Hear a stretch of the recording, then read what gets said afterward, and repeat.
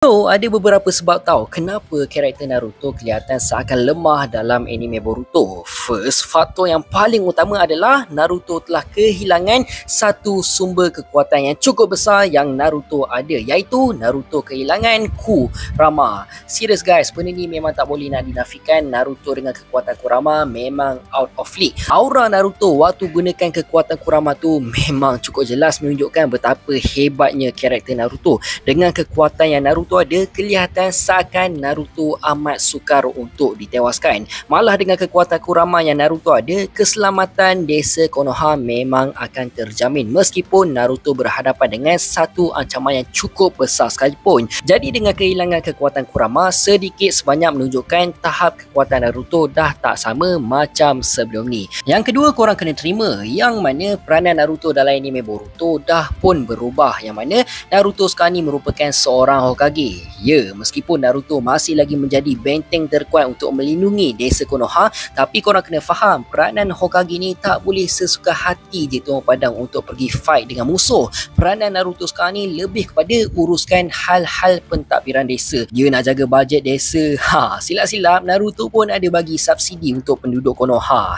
Mana kita tahu kan. Lepas tu, musuh dalam anime Boruto sekarang ni pun dah level lain. Bukan lagi level-level shinobi biasa boleh handle. Kebanyakan musuh yang muncul dalam series anime Boruto boleh dikatakan level-level Otsutsuki. Jadi disebabkan tu menyebabkan dengan kekuatan yang Naruto ada sekarang ni, tak mudah untuk fight dengan Otsutsuki level. Dan yang terakhir, of course, karakter-karakter yang besar seperti Naruto dan juga Sasuke perlu dinerfkan dalam anime Boruto. Disebabkan spotlight utama dalam series Boruto adalah Kawaki dan juga Boruto, bukan lagi Naruto dan Sasuke. Jadi kalaulah Naruto dengan Sasuke masih lagi menjadi spotlight utama dalam series Boruto, 100% karakter Kawaki dengan Boruto agak susah untuk menyinar dan sentiasa dibayangi dengan karakter Naruto dan juga Sasuke. Tapi bagaimanapun guys, Naruto tetap merupakan one of the best MC dalam dunia anime. Dan masuk hari ni dah lebih 2 tahun Naruto dan Hinata tak muncul dalam series Boruto disebabkan dikurung oleh Kawaki. So pendapat korang macam mana pula? Komen dekat bawah. Guys, kalau korang ni fan anime, kalau korang tengah cari baju-baju anime yang cantik sebagai contoh macam anime Solo Leveling, Uchiha, Naruto, One Piece, Kaiju nombor 8 dan macam-macam lagi, ataupun